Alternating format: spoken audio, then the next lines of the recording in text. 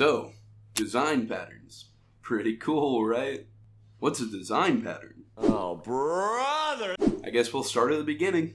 What's a design pattern? A question asked by the philosophy greats like Aristotle, Plato, and, Jesus. Well, design patterns are different patterns that we use for design. Thanks, have a great night. Oh, was that not good enough for you? Fine, I guess I can go into a little bit more detail. Design patterns are basically common solutions to common problems. Let me give you a scenario. Let's say you and your boys go to ETSU tailgates every weekend because God knows you're not there for the game. You decide to just wing the first tailgate.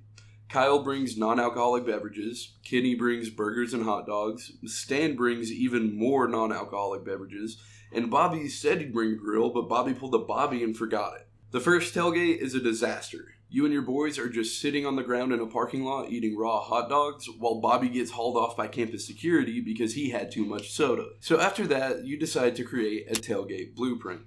Kenny's assigned to burgers and hot dogs, Kyle is assigned to chairs, tent, and speaker, and Stan is assigned to non-alcoholic beverages, and you bring the grill because we're not going to be seeing Bobby for a couple of years. Your next tailgate goes off without a hitch, and ETSU even wins. Almost. Your tailgate blueprint is like a design pattern in software. It's a repeatable, proven solution to a common problem that we can reuse for every tailgate, making sure that everyone has fun. Well, at least everyone except for Bobby. Now, if you want to get a job in this market, first of all, good luck. The war against the machines.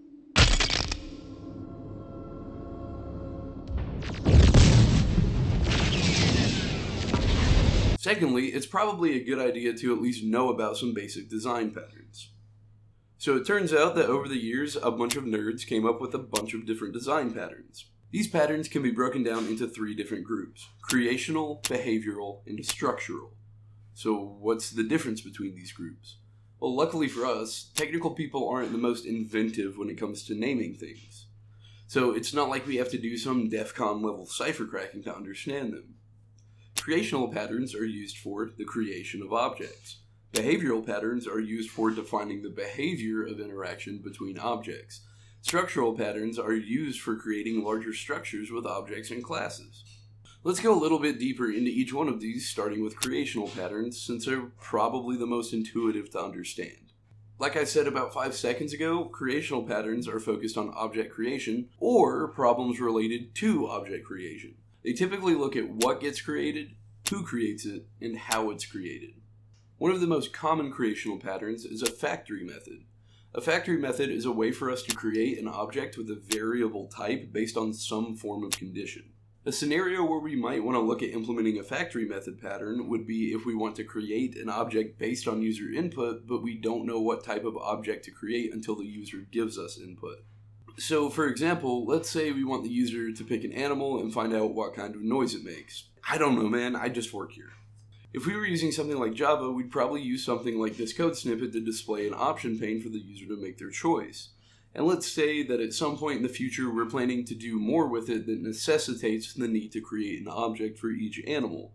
We have a dog class, a cat class, and a cow class. With each class having a speak method that gets implemented from an animal interface, with the result of the speak method being dependent on the object type of the animal. Here we can create a factory method to pass through the user's choice and run it through a conditional that either creates a dog, cat, or cow typed object. So once we call the speak method, it will display the correct results. Now, you might be sitting there thinking, but Sean, can't I just create a new object in the original conditional where we collect user input? Well, yes, you can, and that's the thing about design patterns. You don't have to use them, they're just common solutions. You can be a senior engineer without ever knowing about design patterns, but they do have benefits. For this example, the first benefit is decoupling logic and following the principles of encapsulation and maintainability. The second benefit with this approach is using an interface to instantiate our objects so we don't have to define the specific type right off the bat and can instead just declare it with the type animal. The third benefit is that understanding design patterns helps you explain your solution. If you and I both understand what a factory method was, and you asked me how I solved this problem, I could just tell you I used a factory method. But if not, then I would have to explain the steps of how my solution works, and nobody has time for that. The fourth and most important benefit, in my opinion, is that understanding design patterns helps us problem solve. We can use design patterns in a similar manner to how we engineer algorithms and use data structures. I can use requirements and constraints as clues to determine the best way to create a solution. For example, if I'm trying to develop a system that deals with a lot of insertion into a data structure, that's a hint that I should probably use a data structure that performs well with handling insertion, like a linked list, which technically in practice an array would be more efficient if we go down like this rabbit hole of microarchitecture and how memory access is optimized, but this isn't a presentation about that, so we'll just stick to big O notation. In the case of design patterns, if I understand what a factory method is and leverage that to identify that a factory method has a good use case here, then all I need to do is modify the base design pattern of a factory method to fit the needs of the specific problem and then implement it. Whereas if you don't know what a factory method is, then you'll have to go through each individual step to basically recreate a factory method or something very close to it. But with all that being said, you can't solve every problem with design patterns, and if you try to squeeze a unique problem into the frame of a design pattern, then you run a really good chance of actually slowing down the problem-solving process and creating a less efficient solution.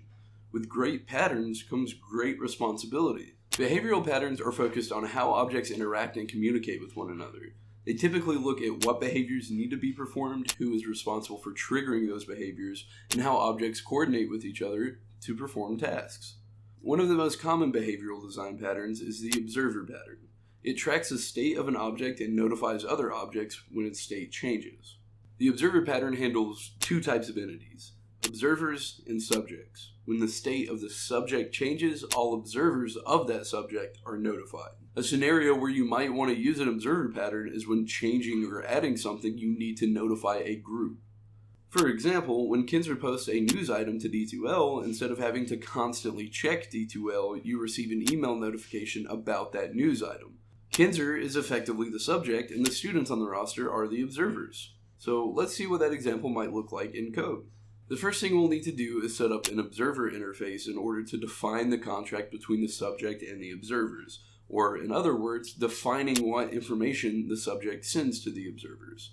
This also decouples the data types and sets it up to where the subject doesn't care about the specific object type of who's observing it. For example, we could add a TA or faculty object type and have them also implement the observer interface, and they would be able to receive updates as if they were students while maintaining a separate type. So the interface allows our code to be more scalable, maintainable, and flexible. For the sake of this example, we'll keep things simple by just having a professor class and a student class, with the student class implementing the observer interface. And because the interface defines what we are passing through to the observers, we need to add an update method that sends out the notification messages to the observers. Inside of our student class, we'll have a method to assign a name to the student, as well as an override of the update method from the interface that lets us change or add on to the message sent to the student. If we had added the TA or faculty classes, they could have their own override methods, making it to where, based on the object type of the observer, they could receive a different message from the same update. The next thing we'll need to do is create the professor class. And because the professor class is the subject, it doesn't need to receive updates, so we don't need to implement the interface. But I do want to clarify that subjects can be observers and vice versa. So for example, Kinser would be an observer of faculty emails that are sent out while still being the subject of D2L updates. But for this example, making him an observer isn't necessary. If we're following the principles of encapsulation, we will need to add some additional methods to add observers, remove observers, and notify observers. Now that we have all that set up, all we need to do is test it out by adding some observers and sending out an update. Structural patterns are focused on how objects and classes are composed to form larger, well-organized structures. They help us assemble different parts of a system so they work together, even if they weren't originally designed to do so. Basically, they simplify and manage relationships between subsystems, making complex systems easier to understand and maintain. One of the most common structural design patterns is the adapter pattern. It uses an existing class's interface as an additional interface. And a simpler way to describe it would be that it takes two incompatible interfaces and creates a bridge between them for them to be able to interact. Let's say that we have an old system with a method called read data, and a new system that expects a method called get data. Instead of rewriting the old system, we can create an adapter that translates calls from get data into calls to read data. This way the new system can use the old system. You could even create a two-way adapter that also translates read data to get data, so data can flow in either direction, but typically you're usually going to be adapting in one direction. So let's talk about how we would implement this. So first we set up our legacy method read data, which we just need to create a class with a read data method that returns something. Then we'll go ahead and set up our new get data using an interface called data reader. Now that we have the read data and get data set up, we just need to create an adapter class that implements our data reader interface. To adapt read data to get data, all we have to do is set up a method that takes the data from read data and returns it when we call get data. In other words, all we did was create a method called get data that returns the result of read data. And I just said data like 40 times. So quick recap. Design patterns are common solutions to common problems. There are benefits to using them, but you can't use them to solve every problem. There's a bunch of different design patterns that have been created over the years, and those patterns are split into 3 different categories. Creational, that deals with the creation of objects, behavioral, that deals with the behavior between objects and classes, and structural, that deals with connecting objects and classes to create larger structures. I do recommend learning more about some of the at least basic design patterns because there's something that you could potentially use to help you in your everyday work. But yeah, besides that, I think that's everything I got. Bye.